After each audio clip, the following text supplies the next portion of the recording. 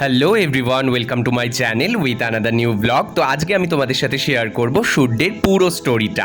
তো চলো তোমরা দেখতে থাকো। তো হালিশহর থেকে ট্রেন চলে এসেছে, আমি উঠে পড়েছি। আজ আমার ডেস্টিনেশন হচ্ছে নুঙ্গি। হ্যাঁ, এই যে তোমরা দেখতে পাবে এখন এই যে আকরা স্টেশন, এর পরের স্টেশনই কিন্তু নুঙ্গি। তো আমার কল টাইম ছিল যথারীতি 2টোর সময়। তো আমি ভীষণ পাঞ্চুয়াল, তো পৌঁছে গেছি নুঙ্গি স্টেশনে। নুঙ্গি, নেঙ্গি, নাঙ্গি, কী যে নাম ভগবান জানে। তো যাই হোক না কেন, তো বৃষ্টি এত পরিমাণে হচ্ছিল বলার মতো না। তারপরেও আমি এখানে স্টেশনে এসে আমাকে কতক্ষণ বসিয়ে রেখেছে দেখো, 2:39 হয়ে গেছে। তারপর প্রায় 4টে নাগাদ হচ্ছে গিয়ে আমি লোকেশানে পৌঁছোই, ওখান থেকে ওরা আমাকে লোকেশান পাঠায়। তারপরে তো বৃষ্টির খেলা লেগেই চলেছে। তো পৌঁছে গেছিলাম স্টুডিওতে, আর এই যে এরা এসেছে, তো আমি এদেরকে বলছিলাম তোমরা কেন এত দেরি করে এসেছো, এটা ওটা, আর ওরা শুধু হাসছিল। তো স্টুডিওতে পৌঁছেই যথারীতি আর কি এটা আমাদের আজকে সেট আপ। তারপর দেখো কুণালদা কি বলছে।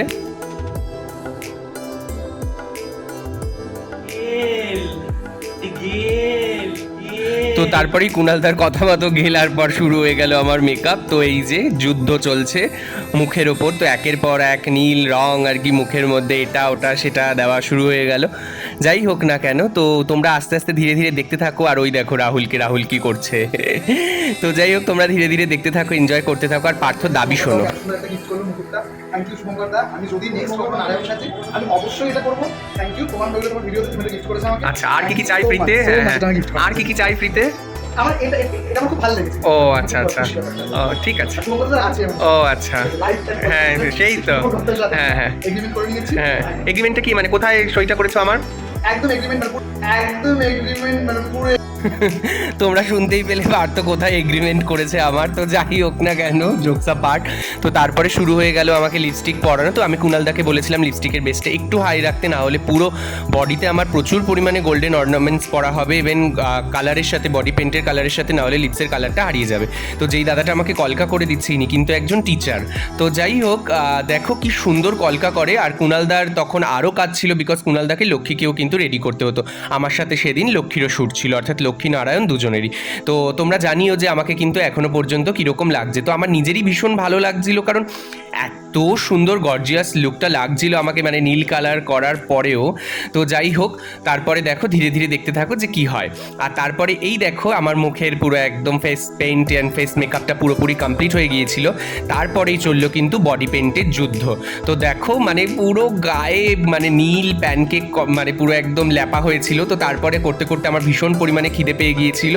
তো চলো কিছু জিলিপি খেয়ে নিই, তোমরা দেখতে থাকো, আমি খেতে থাকি। তো খাওয়া দাওয়ার পরে আবার শুরু হয়ে গেল রেডি হওয়ার পালা। তো এখানে এইটা পরার পরে, বুকের এই বর্মর, গোল্ডেন বর্মর এই জায়গাটা পরার পরে দেখা যাচ্ছিল যে পেটের পাশ থেকে না আবার হচ্ছে গিয়ে দেখা যাচ্ছিল খালি পেট। তো ব্যাস সেই জায়গাগুলোতেও আবার নীল কালার, সেই ভেবেছিলাম যে লাগাবোই না, সেই নীল কালার আবার লাগাতেই হচ্ছিল। এমনিতেও একটু ঠান্ডা ঠান্ডা লাগছিল, ঘরে তো এসি চলছিল, বাইরে বৃষ্টির ওয়েদার। তো যাই হোক দেখো, তারপর ধীরে ধীরে আমি কিভাবে রেডি হই তোমাদের সাথে কিন্তু সবটাই শেয়ার করবো। তো পার্থ রং লাগাতে লাগাতেও ভীষণ পরিমাণে ছ্যাবলামো করছিল।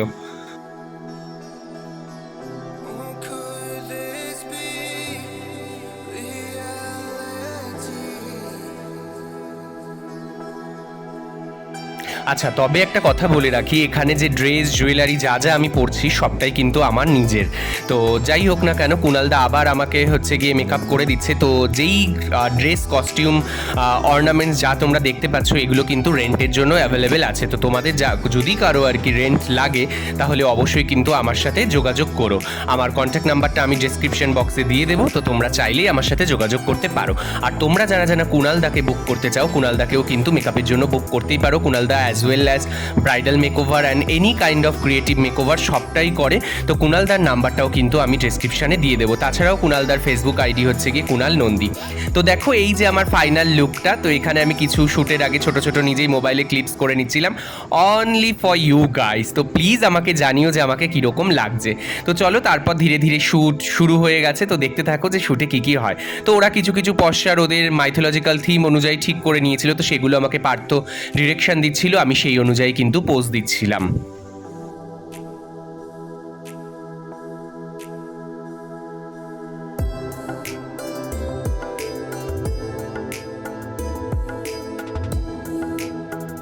যে দেখতে পাচ্ছ আমি বসে আছি, এই যে বসার পেছনে যে আমাকে কতটা স্ট্রাগল করতে হয়েছে, কারণ এত জিনিসপত্র এত গয়নাগাটি পরার পরে কোমরে ওরকম টাইট বেল্ট ওরকমভাবে বাঁধার পরে মানে বসাটা যে কি ডিফিকাল্ট সেটা পার্থ না হেল্প করলে হয়তো বসতেই পারতাম না।